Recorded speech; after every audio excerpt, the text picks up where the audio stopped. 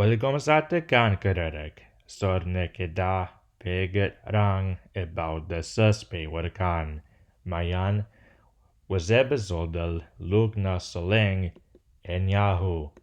I briefly considered having this episode's dialogue be entirely in the Enyahu language itself, but that would just be more annoying than anything. Although, to be honest, I'm a little biased in favor of this one. It's no secret that Enyahu is my flagship conlang, and because of that, it has the most topolectal variation out of all my conlangs. Enyahu's topolects, a few of which are listed here, all share an archaic Enyahu common ancestor. One of the topolects listed is Ên²ü², which I've already made a video about. This video, however, will cover standard Enyahu, and when I say Enyahu by itself from here on, I'm referring to that variety specifically. But what exactly is it about Enyahu that makes me like it so much? You find the answer to that later on in the video, but for now, let's look at the phonology.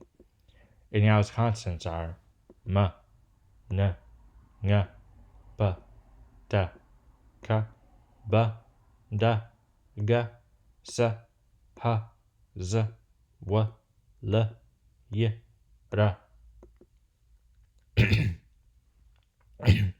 Note that the voicing distinction in the obstruents arose due to Latin sound shifts that, as you see later, affect the morphology.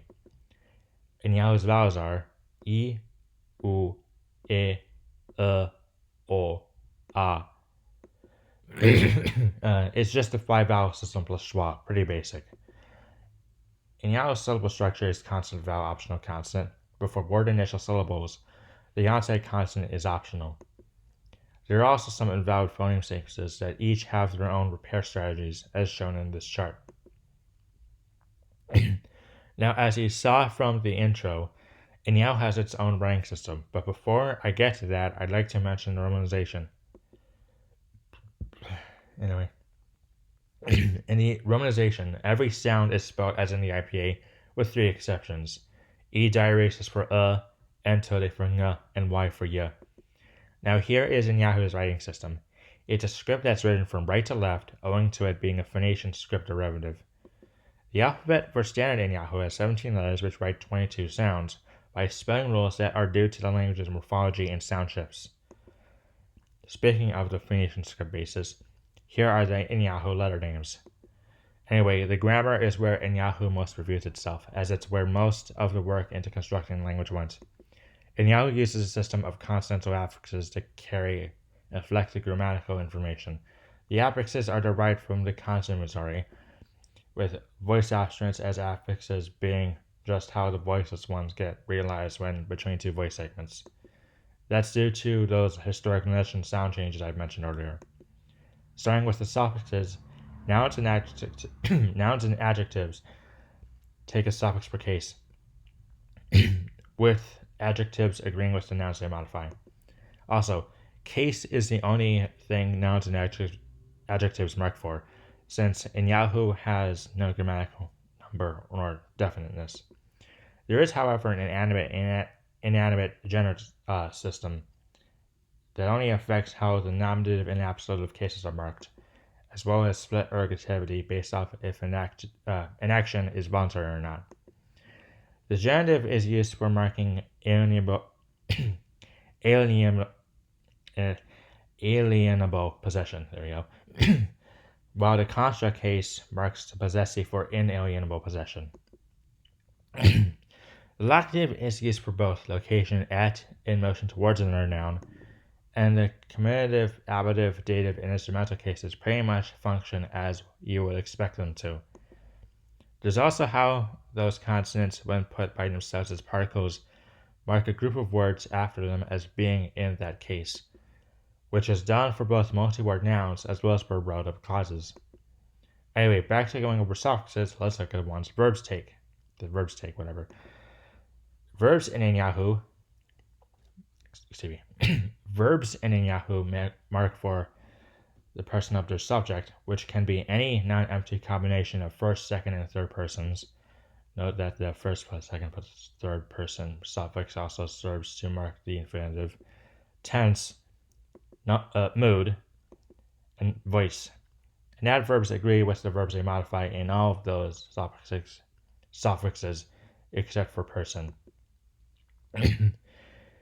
There are also 3 prefixes that can stick onto any word and can also stack on top of each other, which is due to how they originally were particles that later on got glommed onto the words they modified. Enyahu's syntax, in contrast to its morphology, is relatively simple to explain. Fundamentally, it's just Englishiness with free word order on top. Enyahu's vocabulary is mostly derived from English, with a fair amount of Semitic loanwords as well as a pinch of loans from other languages. The English and Semitic strata that make up the vast majority of Enyahu's lexicon can be looked at by using the numerals for 0 to 10, 1 to 10 as an example. Here they are. Looking closely at the numerals, it's evident that there are some epenthetic vowel shenanigans in the English-derived set. Epenthetic vowels, by the way, also show up a lot with the consonantal morphology due to phonotactic constraints, by the way, as well as how the later voicing sound shift has made the voicing of the obstruents in some of the words not what one would expect. Now, before I get to looking over a sample text to show how the grammar, phonological constraints, and the vocabulary all fit together, I'd like to take a moment to look at the name Enyahu itself.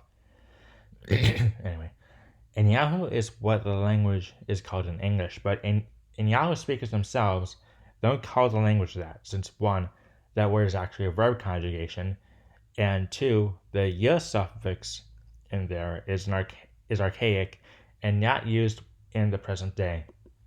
Enyahu speakers refer to their language as Lingok-ing. Lingok-in, literally N's language, inalienable possession. Okay, now it's sample text time. Remember that Enyahu line from the intro? Well, now it's time to translate it. Here's the affixes and particles highlighted. You can see here that personal pronouns are just the person suffixes with case suffixes stuck on top, stuck on them, whatever. And the copula is a verb with no root.